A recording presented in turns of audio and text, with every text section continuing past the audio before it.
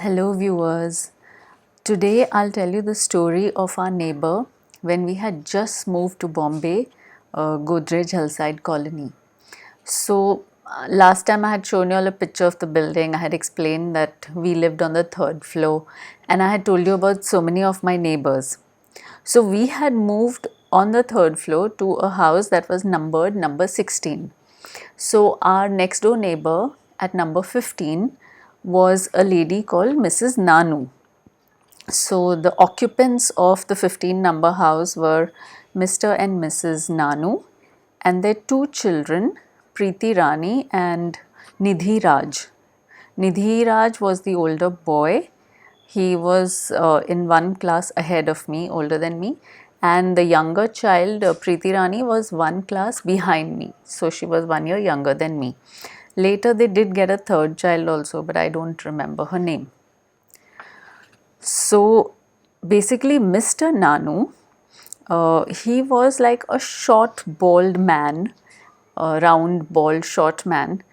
And the woman, Mrs. Nanu, I think her first name is Gauri, she was extremely beautiful. Like she was tall and she was curvy and she had a very curvaceous, beautiful figure and she had beautiful skin.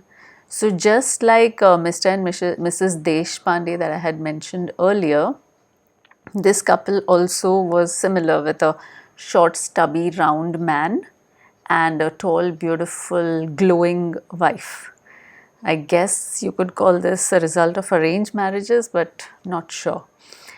So, one additional feature that Mr. Nanu had was that he chose to wear a wig. Now, this did not help him in any way. All of us used to snigger and laugh because we all knew he was wearing a wig, and it's so difficult to manage a wig all day. And the poor man somehow thought it helped, it made him look better. But I think everyone either feels sorry for someone who wears a wig to cover their baldness, or even that side swept hair where they try to pretend they are not bald. You either feel sorry for them or you laugh at them.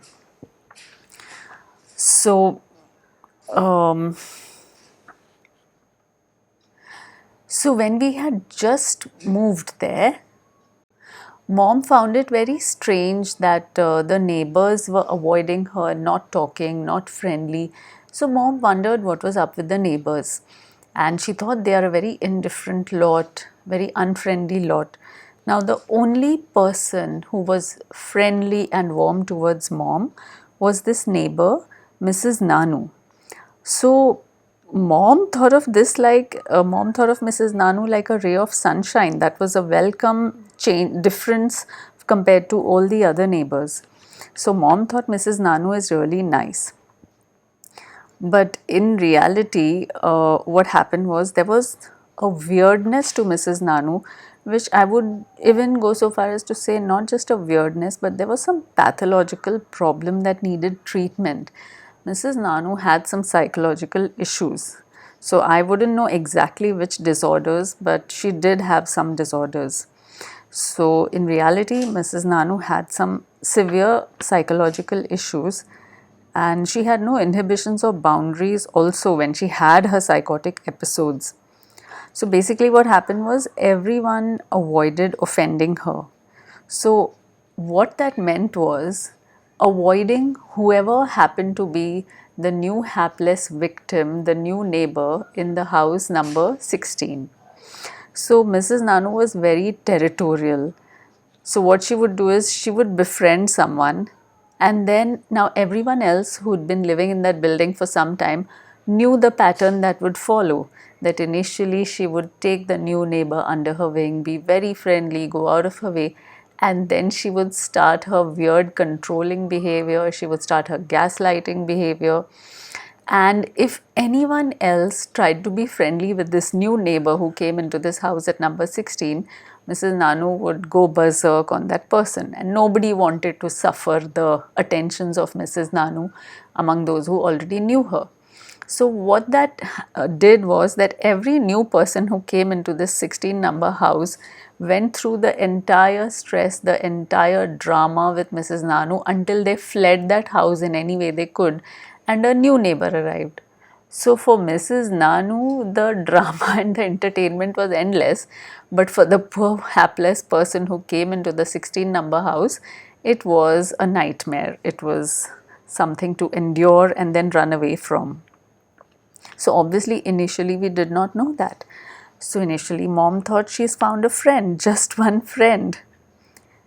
And then the weird stuff started happening. We started figuring out the first time that we saw some weird behavior, the first inkling that we had that something was wrong happened one weekend. I don't know how many weeks into our stay over there, or was it a couple of months?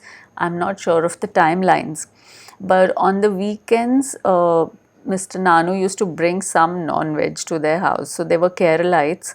So I'm not sure whether they ate non-veg anytime through the week. But since Godrej colony is not very accessible to shops, so we had one store where we got this ration grain and we got some basic, we didn't get fresh vegetables over there. You got your grains and you got your oil and those kind of things in the store. So there was just one store, and then if you really wanted to go to a market, you had to go to the Vikroli market at the station side, or you had to go to Ghatkopar. So that was far.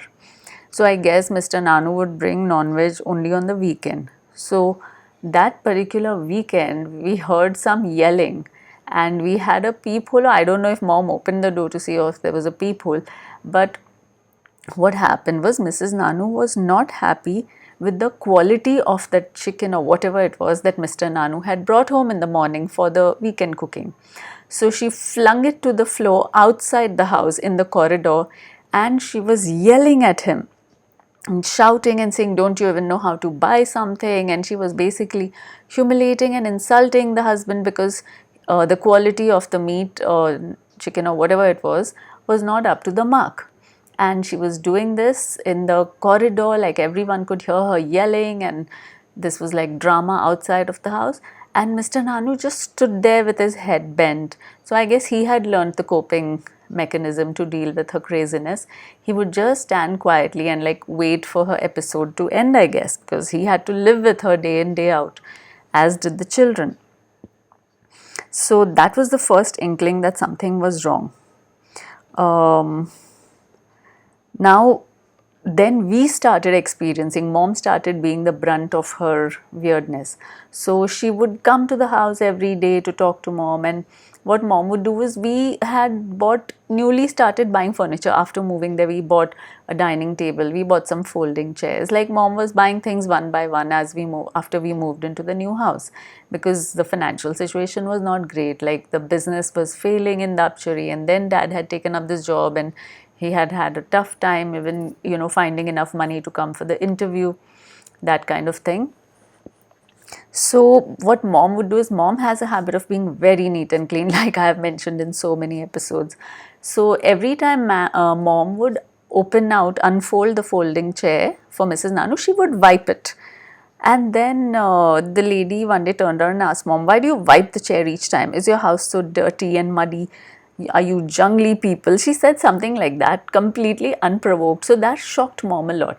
And what happens in gaslighting is, when you're not expecting it, the person seems to be someone who's your friend or on your side, and then they speak to you like that, it confuses you and you don't know what to say. If you already don't have a positive relation with someone and then they speak in a way to insult you or try to be mean to you, you know how to deal with it, you can give it back. But when you were not expecting it and it came out of the blue, then you kind of get surprised, especially when you think that person is your friend. So she started off like this, like calling my mom jungly and these kind of, and then afterwards her bullying increased. Proactive bullying started happening. She would just come knocking at the door, she would come and fight about some imaginary thing, and then my mom would get super anxiety and super stressed. And one more thing that she did, actually it is sad that she involved her children in this, she would tell her daughter to throw my sister's Molly's footwear into the well. We had a well behind our building which was a bore well, and it was an open well. It was not completely covered. So each time Molly would come back from playing, sometimes one footwear would be missing, one sandal or one shoe, whatever. And then the parents would wonder, like, how is Molly so consistently losing her footwear? And then once what happened was, there was a water problem. Suddenly one day we woke up and there was no water in any of the taps. And we didn't have like a cooperative housing society. We didn't have a chairperson. There was no communication. It was the 80s, 90s. In fact, this was the year 77 when we had actually moved to Bombay. So we were at a loss. Nobody knew anything. Suddenly everyone is without water in their house. So I guess the municipality probably communicates somehow to some in charge, but that message did not reach us, and we didn't know how long the water would not be coming. So then what the people did was they just started going down to the well, and like some proactive people like my dad or one or two other older teenage boys, they started like tying buckets with string, like the kind of string with which on which you dry your clothes. And they started pulling water out, and like one neighbor said, at least we'll be able to use the toilet with this water, something, we have something in the house. So as we were pulling out the water from the well, we found all of Molly's missing footwear floating on the water in that well. And that's how we had to kind of do some analysis and figure out how were little Molly's shoes and sandals landing up in the well. And then we did some investigation, and then we found out that Priti Rani had been throwing the shoes into the well. So we figured out, why would the child do it on her own? It was probably on the mom's instructions. Other weird things that this woman did was, when we would play downstairs, like we would all the kids would just go down in the evening. We would draw these frames in which you play hopscotch, skip, jump, whatever those games are called, and we would be playing, and this woman would sit at the window and make faces at us, and not like in a playful way as if the adult is just trying to be funny or just play with you. It was weird. It was like menacing. She would stick her tongue out, and that seemed not normal. So something was wrong with this woman, and she did need professional help. So what happened was, mom started experiencing a lot of anxiety from the bullying, where this woman would come and just start ringing the bell, knocking, and start yelling at mom. So mom couldn't take it. So this is one parallel I can draw between my mom and my husband, that in the house you can totally bully us, the members of the family, but outside you are like a bhigi billy, you're scared of others. But on the other hand, I have seen my mom like asserting or even being aggressive with people sometimes. Like if she sees someone smoking, some boys, she'll go and tell them, why are you smoking, don't smoke. So she does that. But in the case of my husband, I've seen he's like, in public he's very scared of how he behaves, in the sense, if there is a situation where you need to confront someone, he runs away from confrontation over there. But in the house he would totally bully me and kind of be horrid to the kids and I whenever he had his psychotic episodes or whatever you would call that. So mom started getting so much anxiety. She went running to the doctor and she explained the situation, and she's like, I don't know what to do. This woman gives me so much stress. So the doctor prescribed some anti-anxiety medicines to mom. I think it was called Campos, because she mentions it. She said that I had to start taking Campos to stay calm in the face of this woman being my neighbor. So that is when now mom figured out a little by little, as this woman started bullying her, and then mom probably started speaking. Like I told, Mrs. Sharma was one of the neighbors she had started speaking to. So slowly the revelation came out that Mrs. Nanu's behavior was such that people were scared of interacting with her or her neighbor. And actually, it's not all the other neighbors who were unfriendly. It was Mrs. Nanu who was unfriendly, and others always avoided her neighbor. So mom figured out, like, now what should I do? At one point mom figured out that these compost tablets were addictive. She did not want to be addicted to anything. Mom is very particular, she's very disciplined, right? So now that she figured out these are addictive, she decided, no, I have to now wean off these medicines. But then what to do about the situation? So then mom spoke to dad, and he had to put in a request that we would like to move out to any other available apartment. And obviously the apartments were always full. There was always like a backlog, people waiting to get assigned apartments. So it took some time, but finally Ajita's family moved out from the second floor 9 number apartment. So with great relief, we moved to the 9 number apartment, and then mom was actually able to wean herself off the anti-anxiety pills. But there was now another poor hapless victim coming into the 16 number house. So the new family that moved in there, they were Mr. and Mrs. Rice. So they were these family, very beautiful husband and wife, and they had 2 children, Guddi the older one and Husaid the younger one. And then Mrs. Nanu's drama started over here with this family. Now mom was obviously terrified of Mrs. Nanu. So when the friendliness started with Mrs. Nanu, we could all predict what was going to happen, but then there was nothing we could really do about it. And then when the conflict started, unlike mom, Mrs. Rice was very assertive, and she wouldn't take shit from anyone. So as and when Mrs. Nanu started getting aggressive and started bullying, then Mrs. Rice was giving it back to her.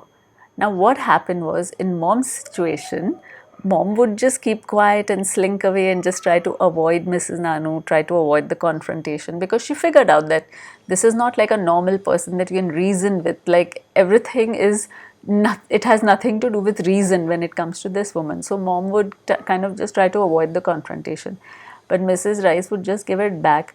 And the drama reached such a level beyond yelling and all of that, that one day what Mrs. Nanu did, like imagine the effort you put into, continue your conflict. Mrs. Nanu attached a pipe to her tap, and then remember the ventilators I was talking about, like every door had a ventilator on top. So Mrs. Nanu climbed a stool outside of Mrs. Rice's house and shoved the pipe in Mrs. Rice's house and ran her tap. So she was trying to flood Mrs. Rice's house. So that is the level that Mrs. Nanu would go to. I wouldn't be surprised if she would go even further.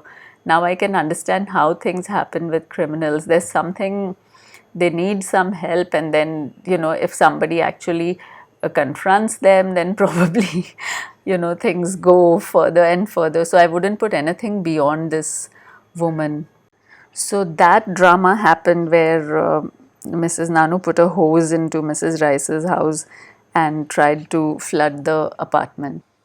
Afterwards, I remember when we had moved out of 16 number, and we would cross paths in the corridors. Mrs. Nanu would behave as though everything were normal and nothing had ever gone wrong, and that she had done nothing, like an innocent, sweet person.